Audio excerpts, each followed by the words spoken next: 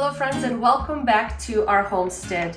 I already recorded a video about how I am preserving pork belly by brining it in a salty water, and that's one of the Slavic ways that we preserve bacon or pork belly. And I still have a lot left, and I'm gonna bring the camera closer and show you, because we just harvested our homegrown pigs and we like to feed our family with homegrown meat as much as possible, and pork is one of it. So I'm gonna be preserving this pork belly, making this into bacon by curing. So I choose not to use sodium nitrate powder or salt in my preservation method. Instead, I'm going to be using an old-fashioned, very basic ingredients that you have in the kitchen. And there are so many recipes out there. Mine is very basic. Mine is literally the most basic recipe, I think, as far as the curing. I spoke with my dad just this morning, and he said he remembers back in the day when we didn't have enough refrigeration. So bacon or fat, it was mainly just the pork fat, was literally cured and stored simply in the wooden box covered with salt. That's all. And when you needed a little bit of pork fat, you took it out of the box, you scraped off the extra salt, you rinsed it, and you cooked with it. So I am not gonna go to that extreme because we do have refrigeration, but I'm gonna be first curing it and making this into delicious bacon. So I have these beautiful pieces of pork belly with beautiful layering of meat. This is very nice. And I did remove the skin from most of the pieces, not from all. And now I need to make the cure. I need to make the cure because the bacon is gonna sit in those salt, sugar, spices type of things, so it can release extra liquid, become nice and firm, and then we're gonna smoke it in our smoker. So in the meantime, I'm going to mix all of the ingredients I need to cover everything for curing. So the ratio of my salt with sugar, and I'm gonna be using brown sugar today, is gonna be 2-to-1. So I'm gonna be measuring out 2 cups of salt, okay? Hopefully I have enough here. Yep, I need to get a little bit more.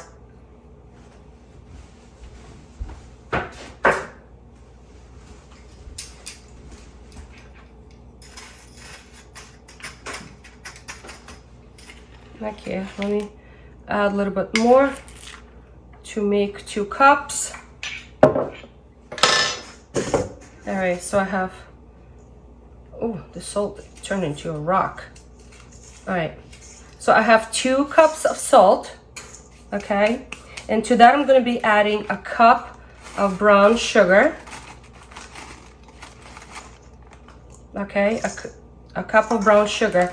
Then I'm gonna be adding black pepper, and I have crushed black pepper, and I'm gonna be adding a very healthy tablespoon of black pepper. Actually, you know what? I'm gonna, for good measure, just add a little bit more, just a pinch more, okay?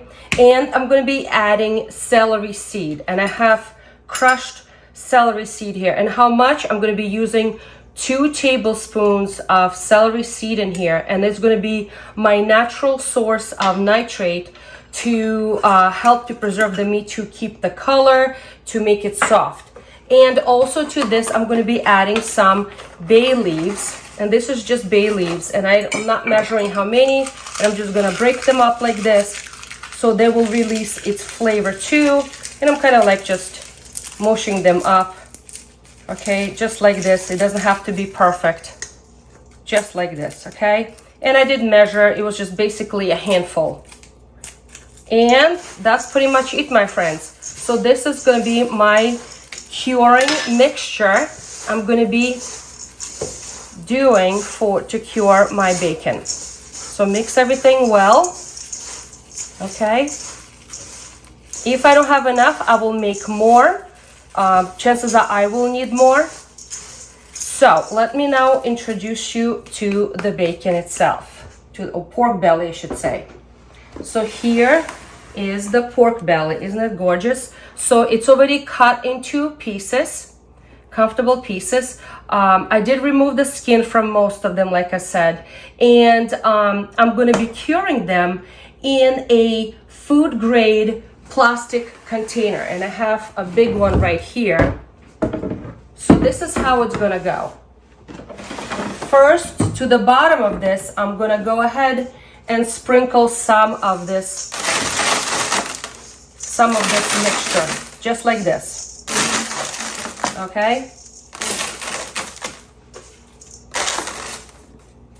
And then I'm going to be taking the pork belly, put it down, and adding more.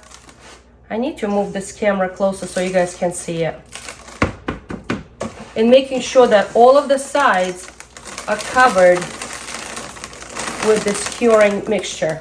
On the sides, on the top, on the bottom, everywhere. And I'm layering in to this food grade safe container, because it's gonna sit here for the next 3 days and cure in my curing mixture.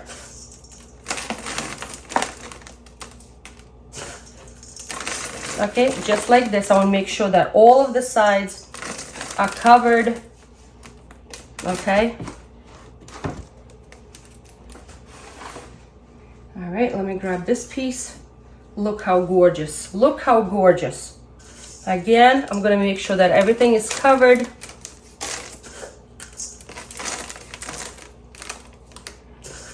Okay, so now the salt and the sugar, I'm going to be working on removing extra moisture out of this pork belly. Okay, and then on the third day, I'm going to make sure that it's removed out of this mixture, strained all the liquid out of it, and rinsed well. Well, this is a small piece.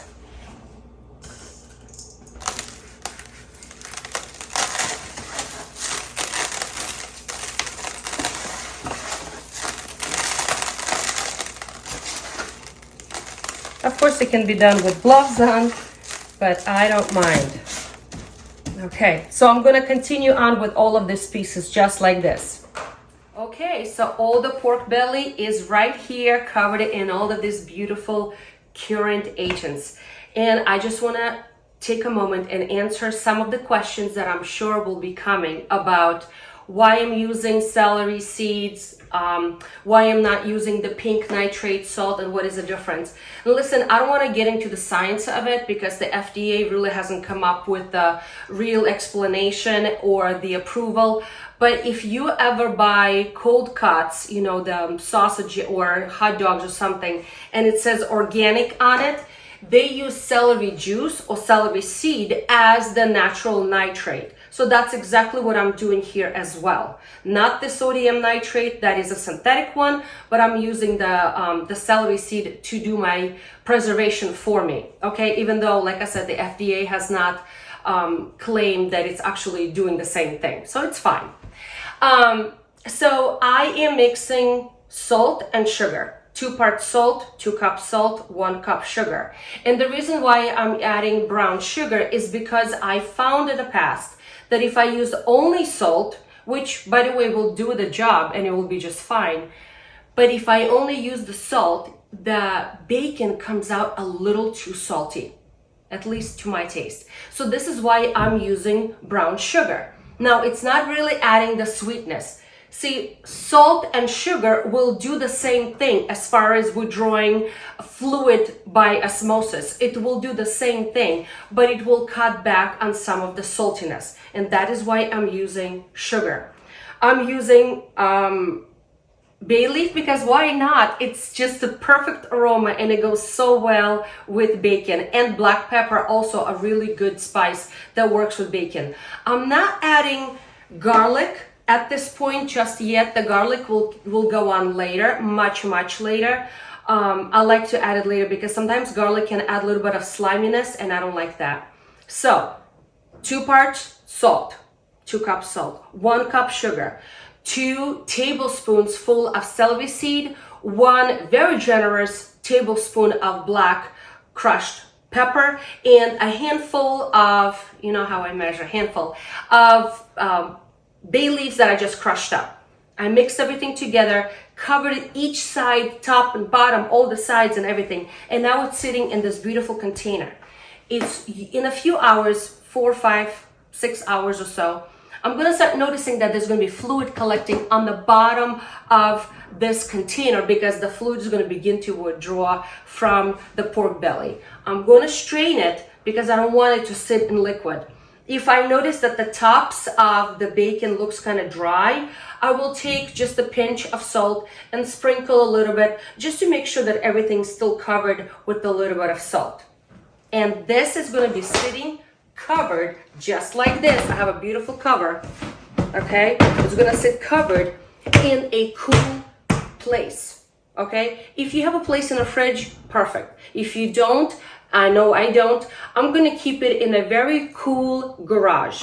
It's New England, it's late November, it's nice and cold in there, just like the refrigerator. And that's where it's going to sit and do its thing for the next 2.5 days. 2.5 days.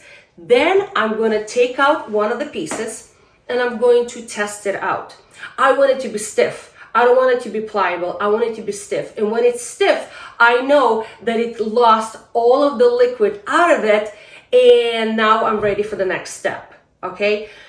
Sometimes it may take longer than 2.5 days. Maybe 3 days, 3.5 days. In the past, I've done bacon where I kept it curing for 5 days, even 7 days, even longer. And again, it was fine, but it was just too salty. And I don't like it that salty. So 2.5 days, and I'm gonna do a test. And hopefully I will not forget to turn the camera on and show you guys what I am doing at that point, okay? So I will see you in 2.5 days. Okay, so if you can see, it gave away lots and lots of liquid. Look at all that liquid. And the meat became a little darker, you can tell, all right? And much firmer and even thinner because it gave away a lots and lots of liquid. The next step is for me to wash off all the salt and sugar dry rub. Now, normally, you're supposed to wash this off under running water, okay? But for us, I can't because we have septic system. And I don't want all of this salt to end up in my septic system and destroy the normal bacteria that live in a septic system and doing its job. So the salt will kill it. So what I'm doing is I just have a little bit of water here and I'm just rinsing it off, all this extra salt, because the salt has done its job. I don't need any more salt. Okay, so, and I have another container here that I lined it with paper towels, and I'm just gonna put it down there so it will get absorbed all that extra liquid. And I need to let this air dry for a few hours, okay, for a few hours. So all I'm doing, I'm just rinsing it off. I'll get more water, okay, and I will rinse everything off and I will allow it to air dry.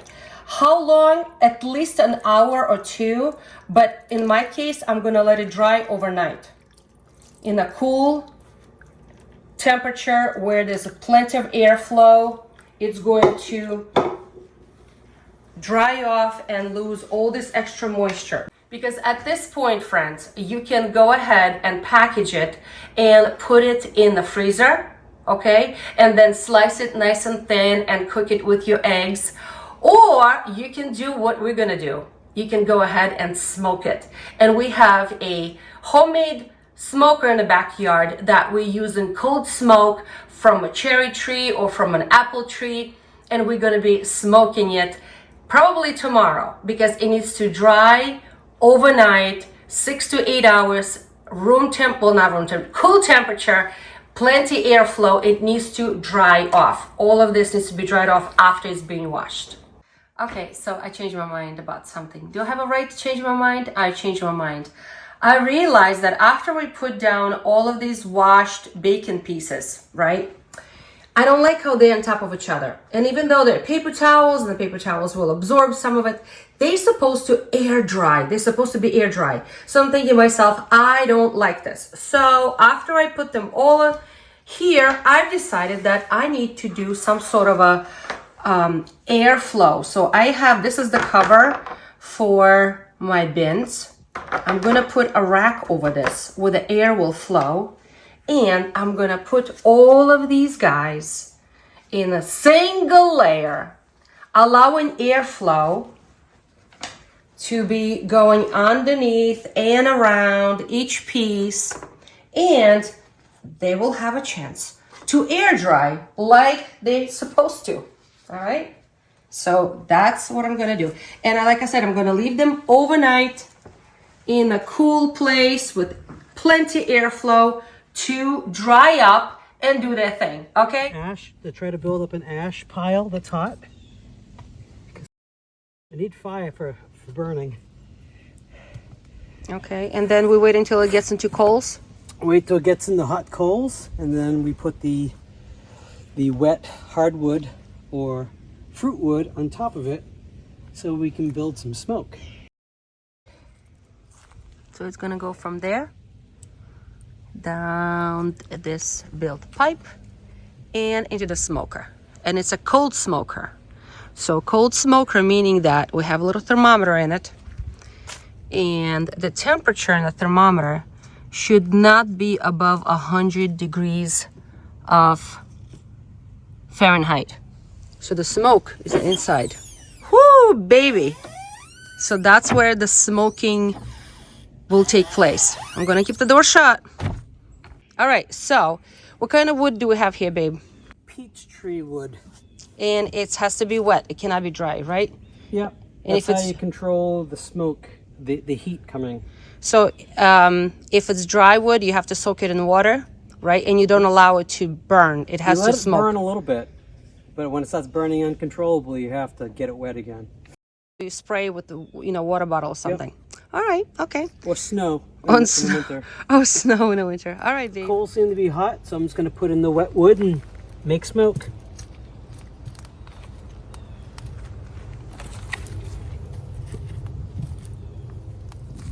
Okay, all of the meat we have on hooks right now, so they will be ready for hanging.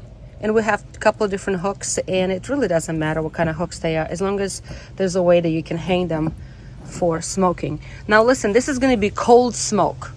Cold smoke meaning that the temperature is not going to be a cooking temperature. It's going to be a low temperature. That means it's going to get the flavor of the smoke, okay? And it's going to get a little bit of that smokiness to it, but it's not going to be cooked. So cold smoke meaning it's still not cooked, only cured by salting, and at this point when you're serving it, it needs to be cooked again on a skillet or in the oven or something like that, because like I said, it's not fully cooked yet. It's just cured and smoked for flavor.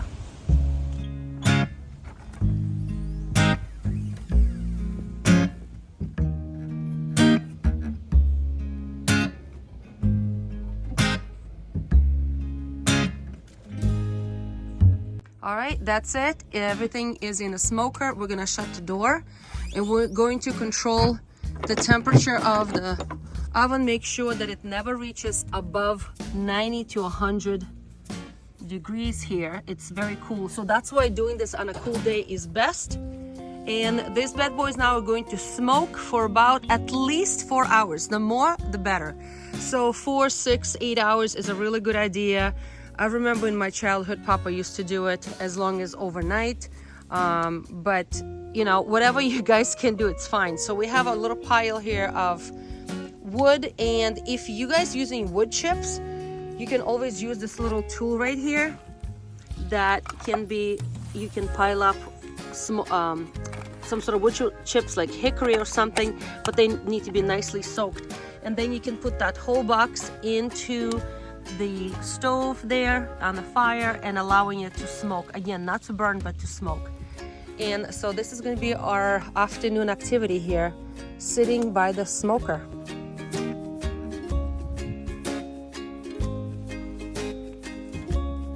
Okay, look how beautiful this pork belly came out. Beautiful, beautiful color. And the aroma in my kitchen is unbelievable. It took about 6 hours, maybe even 7 hours of smoking this on cold smoke. And as I mentioned before, this is not fully cooked, okay? I mean, it's cured in salt and in spices, but it's not fully cooked. So I'm gonna be putting this in these bags now, and I'm gonna be putting this in the machine to get all the air out and seal these bags. Hopefully I can do this safely here. Maybe I cut the bag too small, I don't know.